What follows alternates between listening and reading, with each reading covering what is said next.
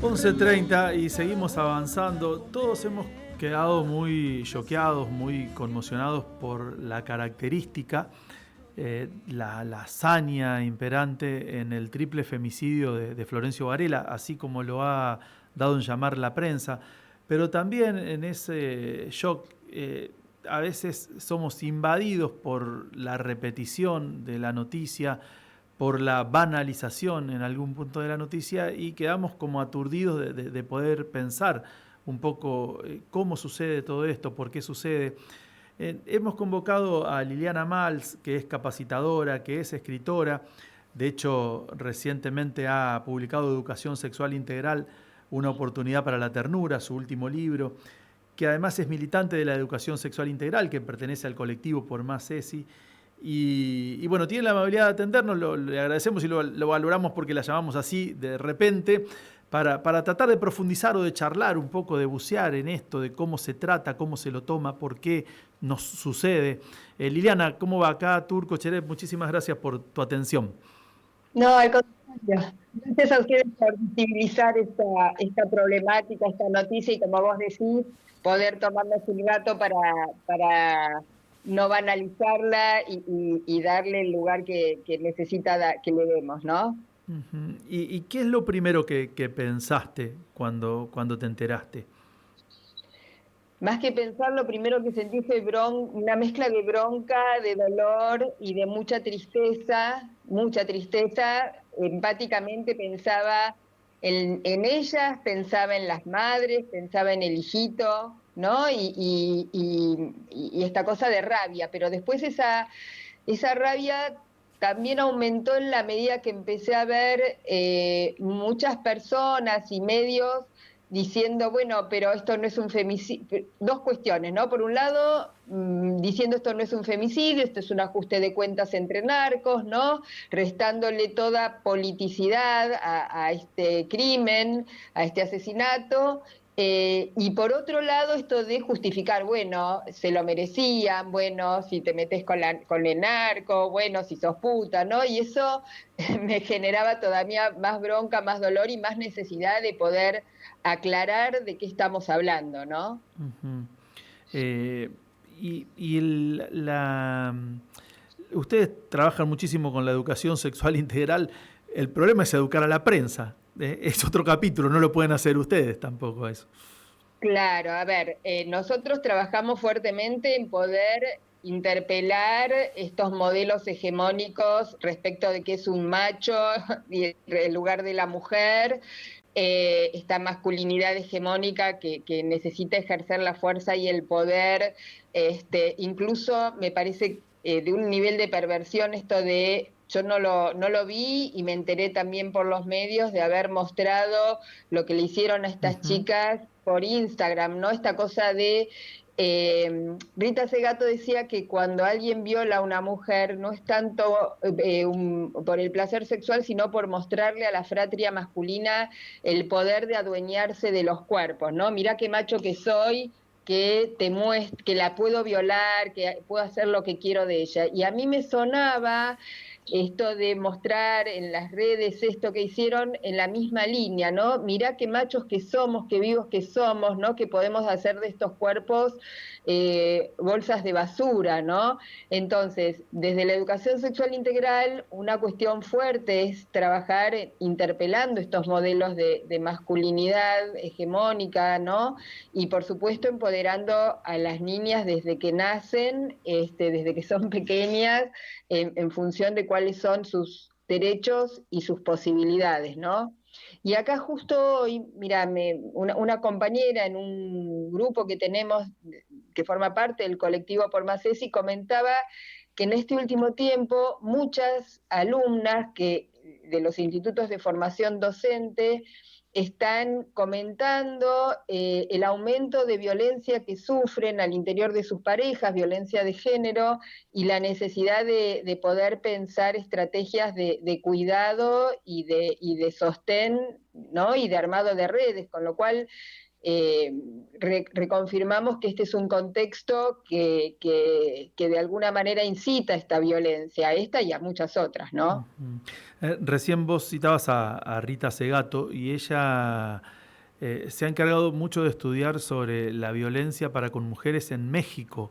Ujú. Y este triple femicidio se emparenta bastante a prácticas que por lo menos nosotros no teníamos la costumbre o la familiaridad con el tipo de práctica. ¿Por qué puede suceder así?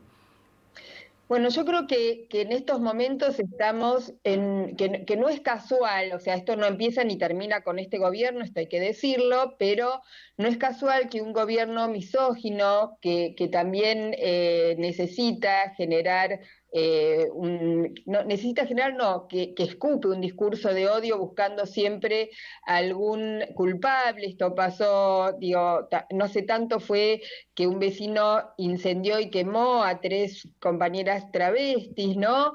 Y hace poco aparecieron publicidades donde ponían de YPF y de Shell, que ponían a 2 chicas, las hacían desaparecer en bolsas, ¿no?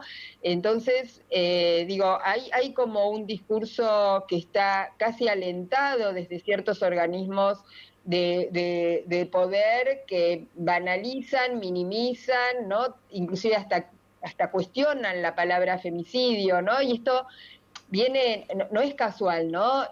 La vez pasada compartí un posteo que me compartieron que decía, por ejemplo, que cerraron el Ministerio de Mujeres, Género y de Diversidad, el programa Acompañar, el programa Igualar, el programa menstrual, desfinanciaron la línea 144, eliminaron el programa de apoyo a familiares de víctimas de femicidios, paralizaron la ley Micaela, recortaron políticas de salud, el 20% de mujeres entre 14 y 29 años no tiene trabajo, ¿no? Y como si esto no tuviera que ver con facilitar, no te digo estimular porque es muy fuerte, ¿no? Pero todo este contexto impacta y mucho en esto que está pasando. Lo intangible empieza a ser tangible y palpable. Totalmente, totalmente, porque atacan a la educación sexual integral, ¿no? Y la acusaban en provincia de Buenos Aires de repartir textos pornográficos como Come Tierra, y justamente Come Ujú. Tierra es una novela maravillosa de Dolores Reyes, que el eje de esa novela es alguien que percibía dónde estaban los cuerpos de chicas desaparecidas, ¿no? La sociedad y desde grupos de poder y Ministerio de Educación se escandalizaban mintiendo, porque además no era un libro que estaba circulando en las escuelas, y no escuché esas mismas voces escandalizarse cuando aparecieron estas propagandas donde jugaban y hacían chistes metiendo a chicas en bolsas, ¿no? Esta es la doble moral. Y me pasó que cuando compartí este posteo que te comentaba, mostrando estas cuestiones de políticas que ponen en estado de mucha mayor vulnerabilidad a las mujeres y particularmente a las mujeres pobres y a las disidencias y a las mujeres trans, muchos decían, ay, ¿cómo dicen que esto es ahora un femicidio, no? Esto que te decía al principio, pero ellas se lo buscaron y ahora van a acusar al gobierno, que ahora todo es política, como si esto fuera, no estuviera enmarcado en una cuestión política, ¿no? Esto Ujú. no es político, no usen la política para esto, ¿no? Como un discurso absolutamente, te diría, psicótico, ¿no? Como si esto no tuviera, si todo no tuviera que ver con todo. Ujú. Recién vos decías, eran chicas pobres. ¿Juega la cuestión de clase? O sea, no Totalmente. solo el hecho de que sean mujeres, sino que además mujeres pobres, villeras. Mujeres pobres, villeras, trabajadoras sexuales, absolutamente. Hay un concepto de interseccionalidad que también hay que poner en valor, que no es lo mismo una mujer clase media, blanca, heterosexual, que una mujer negra o gorda o pobre digo, o trans, ¿no? Por supuesto que tienen muchas más situaciones que las vulneran. Sí, sí, el otro día escuchaba, ay, no me acuerdo ahora el nombre, pero una de las compañeras que decía, esto también tiene que ver con la pobreza, totalmente. Y el aumento de la prostitución también tiene que ver con la pobreza. Y además esta cuestión injusta, ¿no? Porque se juzga si usaban polleras, si no usaban polleras, si eran prostitutas, no eran prostitutas. Sabemos todo de la vida de estas tres chicas, todo. Pero ¿sabemos algo de los asesinos? De cómo los educaron, de cómo se vestían, de si las familias sabían que asesinaban y mataban o violaban. Digo, ¿sabemos de las familias o de los violadores y asesinos? Pero todos estamos hablando y comentando de la moral, ¿no? De estas pibas, ¿no? Y esto de vuelta muestra la diferencia en que se trata al varón y a la Ujú, mujer en estas cuestiones. ujú. ¿Y qué pasa cuando a este discurso también lo manejan mujeres? Porque, por ejemplo, uno escucha, digo, volviendo a la cuestión de clase, ¿no? Que en los canales más clasistas uno escucha a las propias mujeres hablar así de mujeres. Totalmente. Yo creo que el patriarcado no es una cosa, y esto me parece fundamental plantearlo, no es una lucha de varones y de mujeres, ¿no? También, y el feminismo o la lucha de mujeres no es una única lucha, hay diferencias y hay planteos distintos. Hay feministas de derecha, digo también, o que defienden este gobierno. ¿Hay Entonces me feministas de derecha? O sea, ¿se puede ser feminista y de derecha? sí, se puede. Está buena la pregunta. Habría que pensar de qué feminismo, digamos, están planteando. Esto está bueno decir, sí, me quedo más con la pregunta que con la afirmación. Digamos que se autodefinen feministas siendo derecha, para ponerlo en términos más justos, ¿no? Está buena, está bueno que vos me interpelás con eso. Digamos, se definen feministas, se definen de derecha, y está bueno preguntarse si es posible conjugar estas dos cuestiones. Este, pero hay muchas mujeres que están como tomando un discurso absolutamente patriarcal, ¿no? El patriarcado nos atraviesa a todas las personas, no solamente a los varones. De hecho, Patricia Bullrich dice esto es un ajuste de cuentas de la mafia que Claro. mezclan con feminismo y es mujer, ¿no? Entonces, también, y críticas de estos cuestionamientos que te contaba personalmente, que viví, pero no lo quiero poner en una anécdota personal, de cómo estoy diciendo esto, si en realidad es un ajuste de cuentas o que estas mujeres eran, se lo merecían, también viene de parte de mujeres. Digo, esto, y así como hay varones que están totalmente empatizados con esta cuestión, ¿no? No es solamente varones. No es una cuestión de género, sino de formación.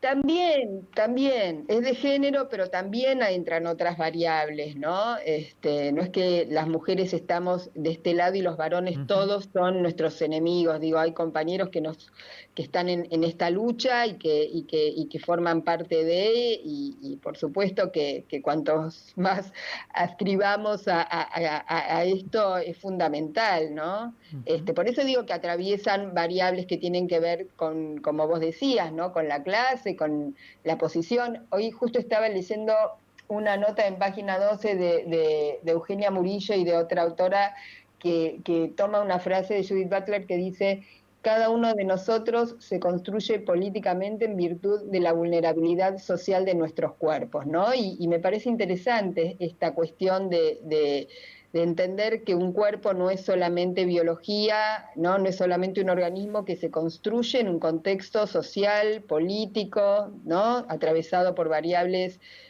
sociales, culturales, de clase, ¿no? Y de género, por supuesto. Bueno, Liliana, nada más que agradecerte por ayudarnos a pensar todo esto y todo este tiempo. Así que te dejamos un cariño grande aquí desde Santa Fe. Gracias a ustedes por visibilizar esto y por hacernos un ratito para poder pensar en esta vorágine, ¿no? De, como vos decías al principio, de tantas noticias que están circulando.